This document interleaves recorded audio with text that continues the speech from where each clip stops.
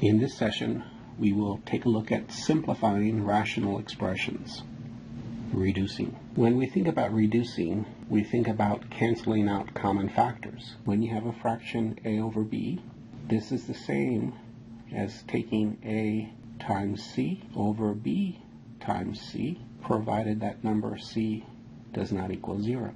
So as long as we multiply both numerator and denominator by the same thing, we end up with a true statement. We end up with a proportion that a over b is the same as ac over bc. Likewise, a over b is the same as a divided by c over b divided by c. And again, c does not equal 0. This technique can be applied to functions. If we look at an example, suppose we have g of x is equal to 3x squared plus 10x plus 8, all divided by 2x squared plus 7x plus 6. We have a rational function, in other words. Ask questions like this. What is the domain? And we can ask a question to basically simplify. And simplify here means to reduce to lowest terms. Okay, so our steps that we outlined. We want to factor. And so we have 3 terms in the numerator. We have a quadratic trinomial. So we ask ourselves the following question. What are the factors of 24? Because remember that first step was 3 times 8 makes 24. That first term and the last term tell you whether something's going to factor. So what are the factors of 24 which combine to give 10? 24 is 6 times 4. At the same time, 6 plus 4 gives that middle term 10. You had to do 2 things. Multiply together to give 24. At the same time, add together to give 10, that middle term. We found that pair of numbers. When we factor the numerator, we replace the middle term by the sum of those 2 factors. So we're taking 3x squared plus 10x plus 8 and rewriting it as 3x squared plus 6x plus 4x plus 8. That middle term gets replaced by the sum of those 2 factors. Now that we have 4 terms, we pair up the first 2 terms and we take out the greatest common factor of 3x, and an x plus 2 is left over. Pairing up the second 2 terms, we take out a 4, and an x plus 2 is left over. And now that common factor of x plus 2 can come out, and there's a 3x plus 4 left over.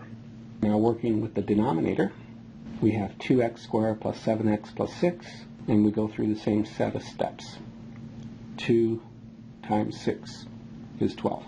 What are the factors of 12 that add together to give 7? 12 is 4 times 3. At the same time, 4 plus 3 gives us 7. Now we rewrite the expression 2x squared plus 7x plus 6 as 2x squared plus 4x plus 3x plus 6. And pairing up the first 2 terms, we take out a 2x, and an x plus 2 is left behind. Pairing up the second 2 terms, we can take out a 3, and an x plus 2 is left over. And now we have a binomial factor in common, taking out that x plus 2, and we end up with 2x plus 3 left behind. We have that g of x is equal to x plus 2 times 3x plus 4 in the numerator, and in the denominator, x plus 2 times 2x plus 3. From here, once we have this factored, we can tell what the domain is. Whenever we have a rational expression, the denominator can never be 0. That means whatever x plus 2 is, it cannot be equal to 0. And likewise, the second factor, 2x plus 3, cannot be equal to 0 as well. And now solving, x cannot equal negative 2, or x cannot equal negative 3 halves when we move the 3 over and divide by 2. Therefore, we know what the domain is. The domain of g is the set of all real numbers such that x does not equal negative 2 or x does not equal negative 3 halves. The next step would be to reduce g of x into lowest terms. Is there a common factor between the numerator and denominator? We see that we have a common factor of x plus 2 in both top and bottom, so those can cancel out. We get that g of x is the same as 3x plus 4 over 2x plus 3. We are saying that the expression x plus 2 times 3x plus 4 over x plus 2 times 2x plus 3 is the same as 3x plus 4 over 2x plus 3 because we cancel out a common factor. And technically, when we cancel out that common factor, we still have to state that x cannot equal negative 2 because of our property that we said we were applying, that whatever that number that we multiply or divide top and bottom by, that cannot be equal to 0. We still have that g of x is 3x plus 4 over 2x plus 3, still has the same domain that we started with.